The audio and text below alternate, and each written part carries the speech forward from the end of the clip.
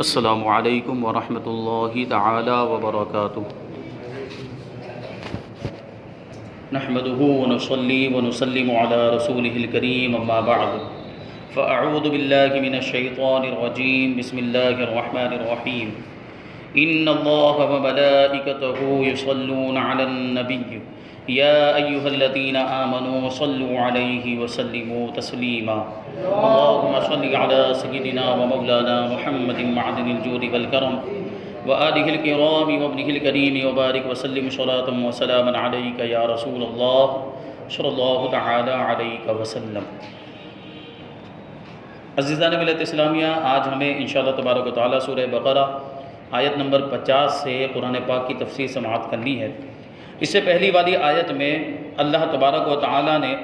بنی اسرائیل پر جو احسانات کیے ان کی تفصیل بیان کی۔ پہلی نعمت کا ذکر ہوا، اس میں یہ ذکر کیا کہ اللہ تبارک و تعالی نے کس طریقے سے بنی اسرائیل کو فرعونیوں سے نجات عطا فرمائی اور ان کے عذاب سے جو وہ تکلیفیں بنی اسرائیل کو دیا کرتے تھے،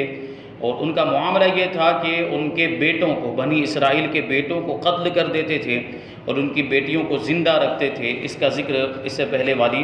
آیت کے اندر ہوا۔ اب اللہ تبارک و تعالی یہاں سے بنی اسرائیل پر دوسری جو نعمت اور دوسرا جو احسان اللہ تعالیٰ نے فرمایا اس کا ذکر کرتے ہوئے ارشاد فرماتا ہے وَإِذْ فَرَقْنَا بِكُمُ الْبَحْرَ فَأَنْجَيْنَاكُمْ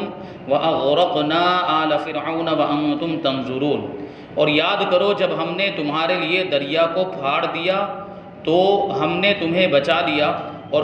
فرعونیوں کو تمہاری آنکھوں کے سامنے غرق کر دیا، یعنی ڈبو دیا۔ یہ دوسری نعمت کا بیان ہے جو بنی اسرائیل پر فرمائی کہ انہیں فرعونیوں کے ظلم و ستم سے نجات دی اور فرعون کو اس کی قوم کے ساتھ ان کے سامنے ہی دریا میں غرق کر دیا، جس کا مختصر واقعہ یہ ہے کہ حضرت موسیٰ علیہ السلام حکم الہی پر رات کے وقت بنی اسرائیل کو لے کر مصر سے روانہ ہوئے۔ صبح کو فرعون ان کی جستجو میں ایک بھاری لشکر لے کر نکلا ان کا پیچھا کرتے ہوئے، اور انہیں دریا کے کنارے پر پا لیا، یعنی حضرت موسیٰ علیہ السلام کو اور آپ کے ماننے والوں کو۔ بنی اسرائیل نے فرعون کے لشکر کو دیکھ کر حضرت موسیٰ علیہ السلام سے فریاد کی۔ آپ علیہ السلام نے اللہ تعالیٰ کے حکم سے دریا پر اپنا عصا مارا۔ آپ کے پاس جو لاٹھی تھی، مبارک لاٹھی، وہ لاٹھی آپ نے دریا پر ماری تو اس کی برکت سے عین دریا میں 12 خشک راستے پیدا ہو گئے اور پانی دیواروں کی طرح کھڑا ہو گیا، اور ان آبی دیواروں میں جالی کی مثل روشن دان بن گئے۔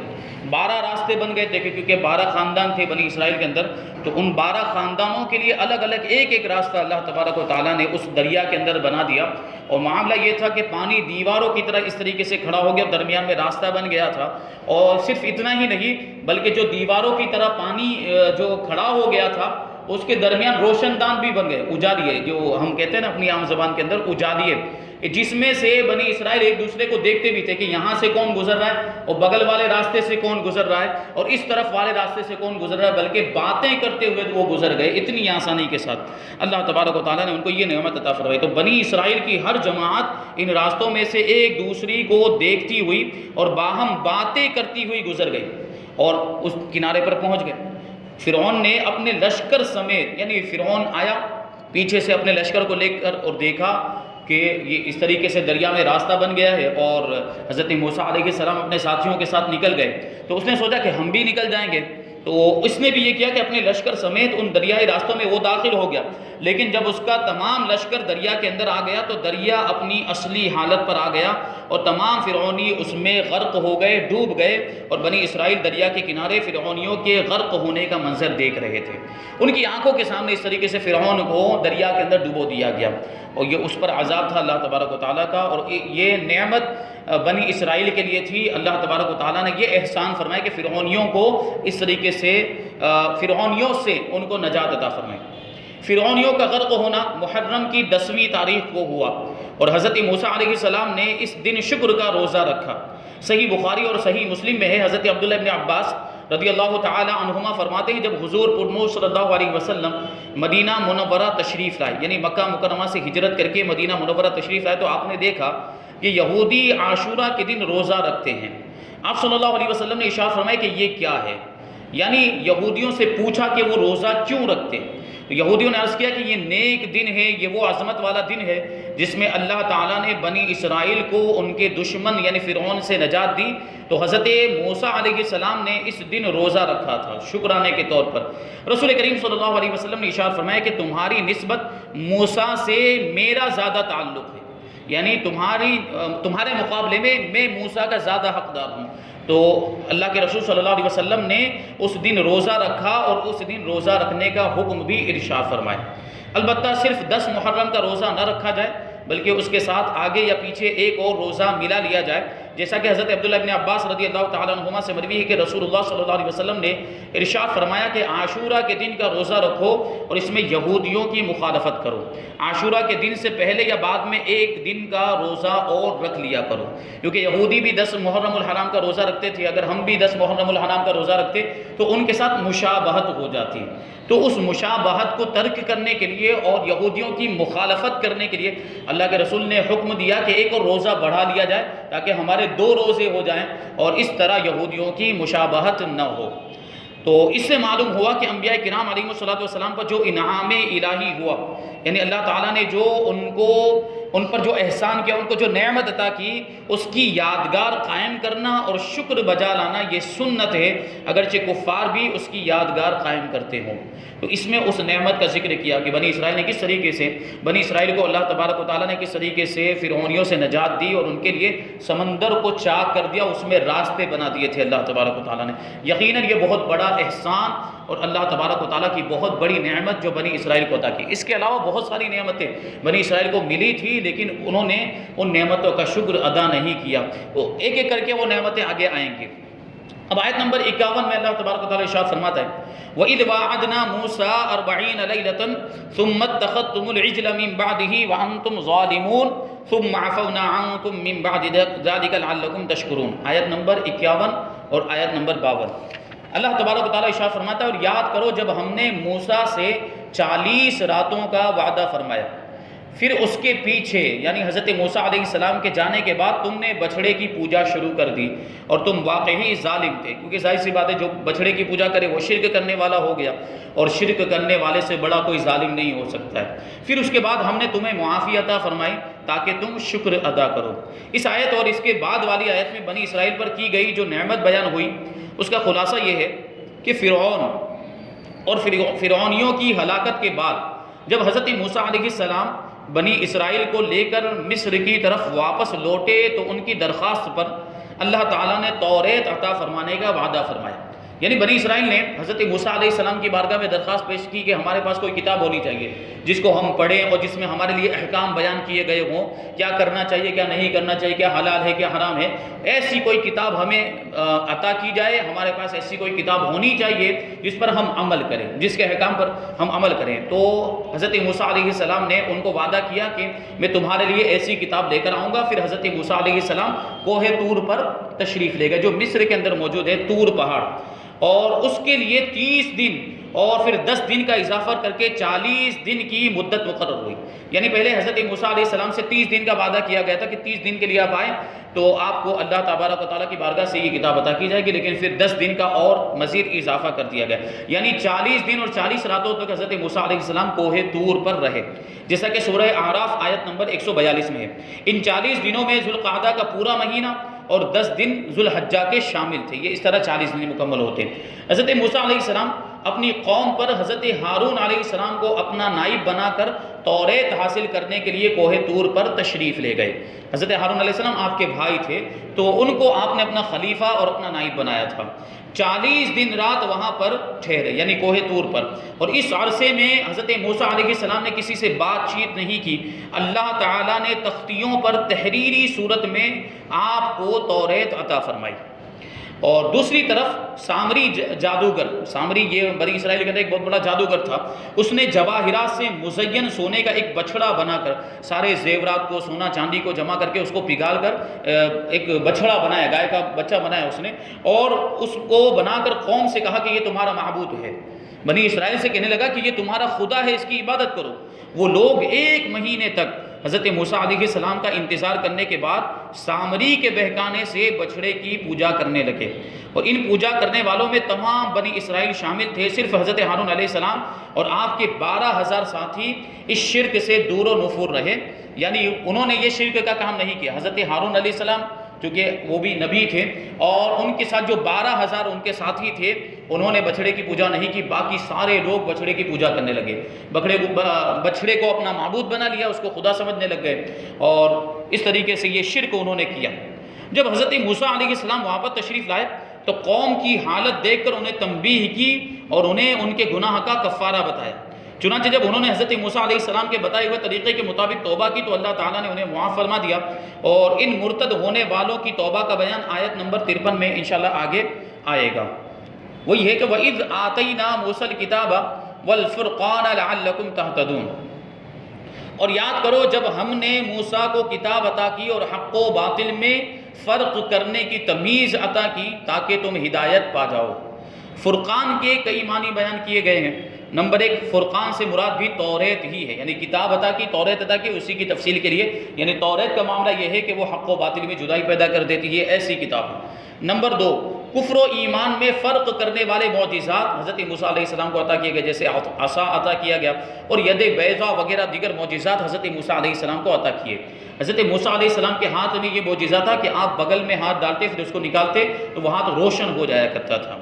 نمبر 3، حلال و حرام میں فرق کرنے والی شریعت عطا کی، یہ فرقان کے معنی بیان کیے گئے۔ آیت نمبر 54 میں اللہ تبارک و تعالیٰ ارشاد فرماتا ہے کہ وَإِذْ قَالَ مُوسَىٰ لِقَوْمِهِ يَا قَوْمِ إِنَّكُمْ ظَلَمْتُمْ أَنفُسَكُمْ بِاتِّخَاذِكُمُ الْعِجْلَ فَتُوبُوا إِلَىٰ بَارِئِكُمْ فَاقْتُلُوا أَنفُسَكُمْ ذَٰلِكُمْ خَيْرٌ لَكُمْ عِندَ بَارِئِكُمْ فَتَابَ عَلَيْكُمْ إِنَّهُ هُوَ التَّوَّابُ الرَّحِيمُ، یعنی اس میں کفارہ بتایا جا رہا ہے، جو انہوں نے شرک کیا تھا، بچھڑے کی پوجا کی تھی، اس کا کفارہ بتایا جا رہا ہے کہ اس کا کفارہ کیا ادا کرنا ہے۔ اور یاد کرو جب موسیٰ نے اپنی قوم سے کہا، اے میری قوم، تم نے بچھڑے کو معبود بنا کر اپنی جانوں پر ظلم کیا، لہٰذا اب اپنے پیدا کرنے والے کی بارگاہ میں توبہ کرو، یوں کہ تم اپنے لوگوں کو قتل کرو، یہ تمہارے پیدا کرنے والے کے نزدیک تمہارے لیے بہتر ہے، تو اس نے تمہاری توبہ قبول کی، بے شک وہی بہت توبہ قبول کرنے والا مہربان ہے۔ اس میں جو ارشاد فرمایا گیا فَقْتُلُوا أَنفُسَكُمْ، اپنے آپ کو قتل کرو، تو اس کا مطلب کیا ہے کہ بنی اسرائیل کو بچھڑا پوجنے کے گناہ سے یوں معافی ملی کہ حضرت موسیٰ علیہ السلام نے قوم سے فرمایا تمہاری توبہ کی صورت یہ ہے کہ جنہوں نے بچھڑے کی پوجا نہیں کی ہے وہ پوجا کرنے والوں کو قتل کریں، اور مجرم راضی خوشی سکون کے ساتھ قتل ہو جائیں، یعنی جنہوں نے شرک کیا، جنہوں نے بچھڑے کی پوجا کی، وہ اوں آ بالکل بھی نہ کریں، اور خوشی کے ساتھ سکون کے ساتھ وہ خود ہی قتل ہو جائیں، اپنے آپ کو قتل ہونے کے لیے پیش کر دیں۔ وہ لوگ اس پر راضی ہو گئے، اور صبح سے شام تک تقریباً 70,000 لوگ اسی میں قتل کر دیے گئے۔ تب حضرت موسیٰ علیہ السلام اور حضرت ہارون علیہ السلام نے گڑ گڑاتے ہوئے بارگاہ حق میں ان کی معافی کی، التجا کی اور درخواست کی۔ اس پر وحی آئی کہ جو قتل ہو چکے وہ شہید ہوئے اور باقی بخش دیے گئے، یعنی ان کا گناہ معاف کر دیا گیا۔ قاتل و مقتول سب جنتی ہیں، یعنی جو قتل ہو گئے وہ بھی جنتی اور جنہوں نے قتل کیا وہ بھی جنتی۔ تو اس آیت سے معلوم ہوا کہ شرک کرنے سے مسلمان مرتد ہو جاتا ہے، یعنی اسلام کے دائرے سے باہر ہو جاتا ہے، خارج ہو جاتا ہے، اور مرتد کی سزا قتل ہے کہ جہاں بھی ملے اسے قتل کر دیا جائے، کیونکہ یہ اللہ تعالیٰ سے بغاوت کر رہا ہے، اور جو اللہ تعالیٰ کا باغی ہو اسے قتل کر دینا ہی حکمت اور مصلحت کے عین مطابق ہے۔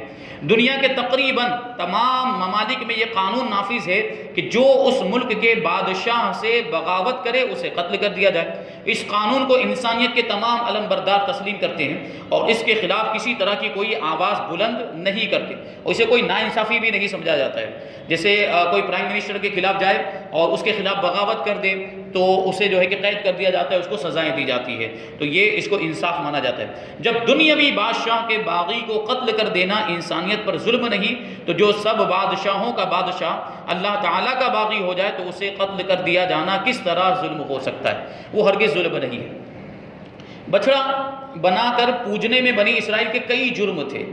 جو بچڑا بنائے پھر اس کی جو عبادت انہوں نے کی تھی اس میں ان کے کئی جرم اور کئی قصور اور کئی گناہ تھے۔ سب سے پہلے تو مجسمہ سازی یعنی مورتی بنانا، یہ اسلام کے اندر حرام ہے، تو سب سے پہلے تو انہوں نے مورتی بنائی، یہ گناہ کیا انہوں نے۔ یہ اس حرام کا ارتکاب کیا۔ نمبر 2، حضرت ہارون علیہ السلام کی نافرمانی کی، یعنی حضرت موسیٰ علیہ السلام حضرت ہارون علیہ السلام کو اپنا نائب بنا کر گئے تھے، اور حضرت ہارون علیہ السلام کے سامنے ہی ان لوگوں نے اس کی پوجا کرنا شروع کر دیا۔ حضرت ہارون علیہ السلام نے ان کو خوب سمجھایا، بہت زیادہ ان کو جو ہے کہ ڈرایا اللہ کے عذاب سے، لیکن وہ پھر بھی نہیں مانے، اور حضرت ہارون علیہ السلام کی اس طرح ان لوگوں نے نافرمانی کی، ان کی بات انہوں نے بالکل بھی نہیں مانی۔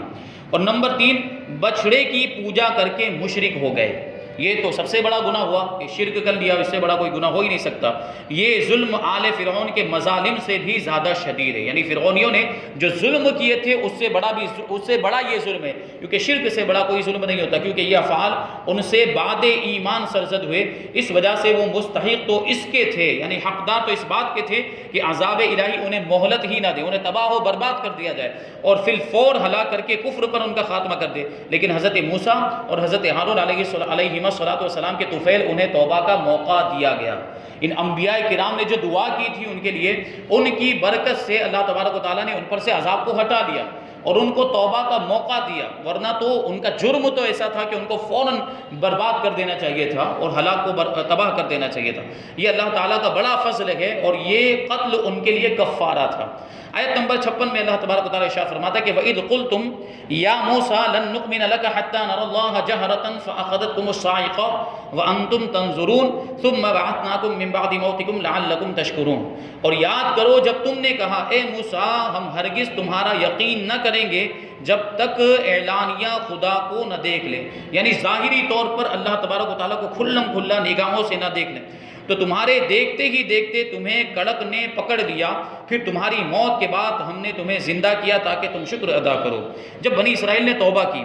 اور کفارے میں اپنی جانیں بھی دے دی تو اللہ تعالیٰ نے حکم فرمایا کہ حضرت موسیٰ علیہ السلام انہیں اس گناہ کی معذرت پیش کرنے کے لیے حاضر کریں۔ چنانچہ حضرت موسیٰ علیہ السلام ان میں سے 70 آدمی منتخب کر کے طور پر لے گئے۔ وہاں جا کر وہ کہنے لگے، وہ 70 آدمی،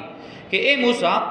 ہم آپ کا یقین نہیں کریں گے جب تک خدا کو علانیہ نہ دیکھ لیں، یعنی کھلم کھلا اللہ تبارک و تعالیٰ کا دیدار نہ کر لیں۔ اس پر آسمان سے ایک ہولناک آواز آئی جس کی ہیبت سے وہ سب کے سب مر گئے۔ جو 70 آدمی حضرت موسیٰ علیہ السلام اپنے ساتھ میں لے کر گئے تھے، وہ سب کے سب وہ ہولناک آواز کو سن کر مر گئے۔ حضرت موسیٰ علیہ السلام نے گڑ گڑا کر بارگاہ الہی میں عرض کی کہ پروردگار میں بنی اسرائیل کو کیا جواب دوں گا؟ 70 آدمیوں کو لے کر میں آیا ہوں اور یہاں یہ سب عذاب کی وجہ سے مر گئے ہیں، اب میں بنی اسرائیل میں جاؤں گا، مجھ سے پوچھیں گے کہ وہ 70 آدمی کہاں گئے جن کو آپ لے کر گئے تھے، تو میں ان کو کیا جواب دوں گا؟ اس پر اللہ تعالیٰ نے ان 70 افراد کو دوبارہ زندہ فرما دیا۔ اس واقعے سے شان انبیاء بھی ظاہر ہوئی کہ حضرت موسیٰ علیہ السلام سے ہم آپ کا یقین نہیں کریں گے کہنے کی شامت میں بنی اسرائیل ہلاک کر دیے گئے، یعنی انہوں نے نبی کی شان میں گستاخی کی تھی، اس وجہ سے ان کو ہلاک کر دیا گیا، اور اسی سے حضور پرنور صلی اللہ علیہ وسلم کے زمانے والوں کو آگاہ کیا جاتا ہے کہ انبیاء کرام علیہم السلام کی بارگاہ میں ترک ادب کو ترک کر دینا، خلاف ادب بات کرنا یا گستاخی والی بات کرنا، یہ غضب الہی کا باعث ہوتا ہے، اللہ کے عذاب کا سبب ہوتا ہے، لہٰذا اس سے ڈرتے رہیں۔ اس آیت سے یہ بھی معلوم ہوا کہ اللہ تعالیٰ اپنے مقبولان بارگاہ کی دعا سے مردوں کو بھی زندہ فرما دیا کرتا ہے۔ کہ حضرت موسیٰ علیہ السلام نے دعا کی تو اللہ تبارک و تعالیٰ نے آپ کی دعا کی برکت سے وہ 70 آدمی جو مر گئے تھے، ہلاک ہو گئے تھے، ان کو اللہ تبارک و تعالیٰ نے دوبارہ زندہ فرما دیا۔ تو یہ شان ہے انبیاء کرام کی۔ تو یہاں پر آیت نمبر 56 کی تفسیر مکمل ہوتی ہے۔ انشاءاللہ تبارک و تعالیٰ آئندہ ہم آیت نمبر 57 کی تفسیر سماعت کریں گے۔ اللہ تبارک و تعالیٰ جو کچھ بھی بیان ہوا اس پر ہم کو عمل کرنے کی توفیق عطا فرمائے۔ وما علینا الا البلاغ۔ السلام علیکم۔